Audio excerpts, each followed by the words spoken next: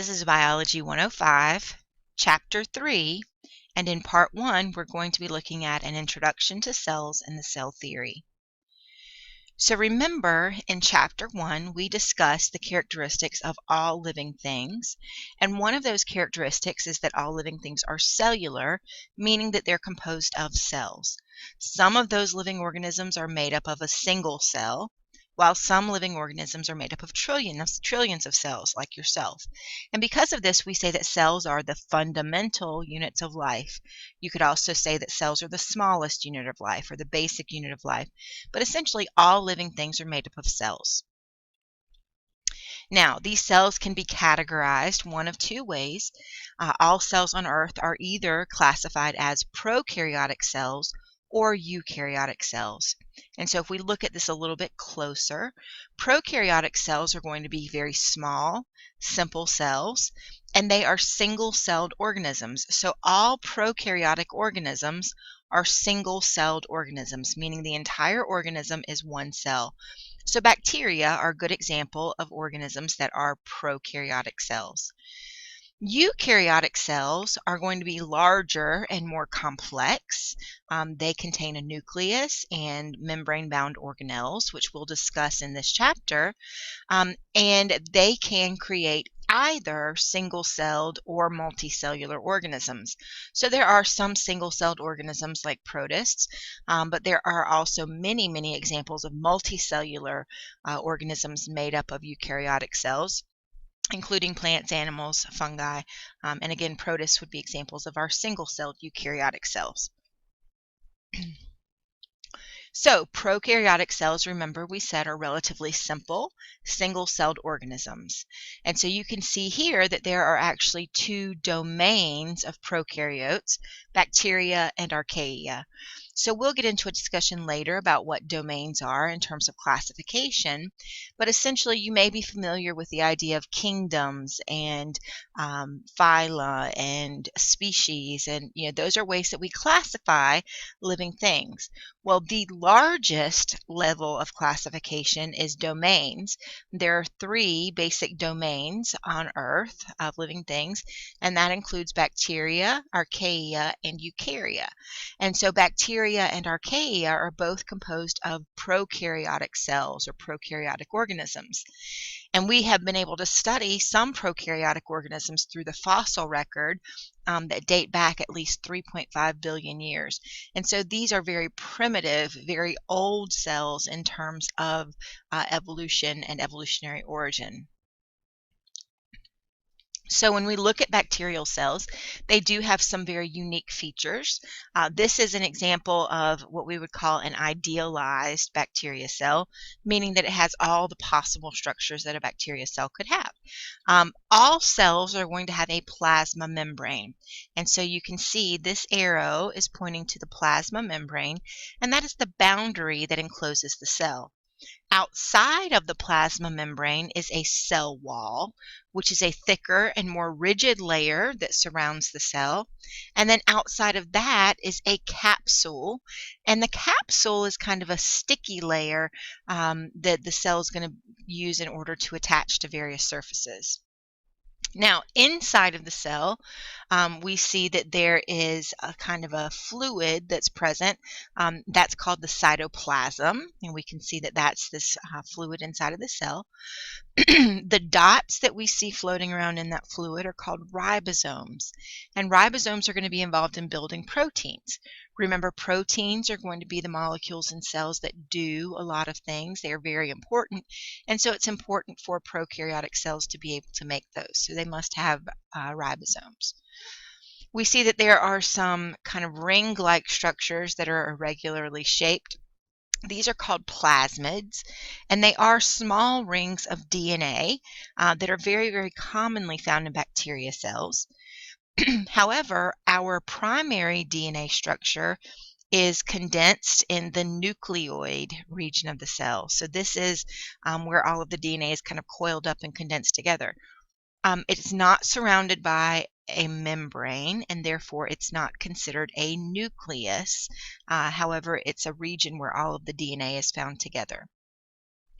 Okay, some other structures that we find in these bacteria cells are pili, which are some projections that stick out of the cell and beyond the capsule. And then we also see the flagellum is present, and this is a structure that whips back and forth and allows that cell to actually move. So the flagellum is involved in movement. So that's a bacteria cell. Now, if we switch gears a little bit and talk about eukaryotic cells, there are also characteristic features that we see in eukaryotic cells. And primarily, eukaryotic cells are much more complex. They tend to be larger. And so we'll find that there's a greater variety of structures in eukaryotic cells. And some of those are going to be specific to certain types of cells.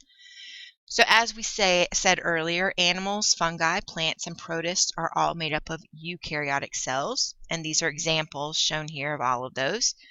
And we think that eukaryotic cells evolved from prokaryotic cells around 2 billion years ago based on the study that we've done in evolutionary biology. So, eukaryotic cells contain structures called organelles. So you can kind of think about this word, if you break it down, as mini organs. And so if you think about your body contains various organs that each do different things. So the heart's involved in pumping blood throughout your body. The lungs are involved in gas exchange, obtaining oxygen and expelling carbon dioxide. The stomach is involved in digestion. And so all of those organs within your body play different roles, but they also all work together to allow your body to function properly. So if you kind of make an analogy to the cell has all of these structures inside that each do different jobs, and those different jobs allow that cell to function as a single unit, as a cell that works efficiently. So all eukaryotic cells are going to contain organelles, although again they may vary from one type of cell to the next. Prokaryotic cells do not contain organelles, so this is one of those distinguishing features between eukaryotic cells and prokaryotic cells. And these are two pictures of idealized plant and animal cells. So you can see here that some of those organelles are pointed out to you here. The nucleus is going to be the largest structure that we see in both plant and animal cells, although plant cells do have a structure called the central vacuole, which takes up a large volume of the cell. So it does appear larger when we look at plant cells. There are other organelles that are pointed out here, chloroplast in plant cells. We see mitochondria, ER. We're going to talk about all of these as we continue to go through this chapter. So, plant and animal cells have many of their organelles in common. So all eukaryotic cells are fundamentally alike, and we're going to talk about those similarities. But we can also look at similarities between prokaryotic and eukaryotic cells. So all cells, including prokaryotic cells, contain a plasma membrane. They contain ribosomes. They contain cytoplasm. Okay. And what we find in common among eukaryotic cells is all eukaryotic cells contain plasma membrane, ribosomes, cytoplasm, but they also contain a nucleus and mitochondria. So we can see here between our plant and animal cells that both of those contain the nucleus, a plasma membrane surrounding the cell. They both contain mitochondria. They both contain that cytoplasm. So those are going to be important structures inside of every eukaryotic cell. Now, when we look at plant and animal cells, they have some differences, some unique structures. So one of those is that animal cells contain lysosomes. We'll see that these are structures involved in digesting or breaking down material, but we don't find lysosomes in plant cells. And plant cells contain chloroplasts. They contain a cell wall, and they also contain central vacuoles, but we do not find these structures in animal cells. So we'll point out the functions of each of those structures as we go on to talk about the individual organelles. So this is showing us a picture of, again, what we call an idealized animal cell, which means that it contains every possible thing that you might find in an animal cell. However, not every animal cell will look like this because different animal cells serve different functions. So for example, some animal cells might have a flagellum, but others may not.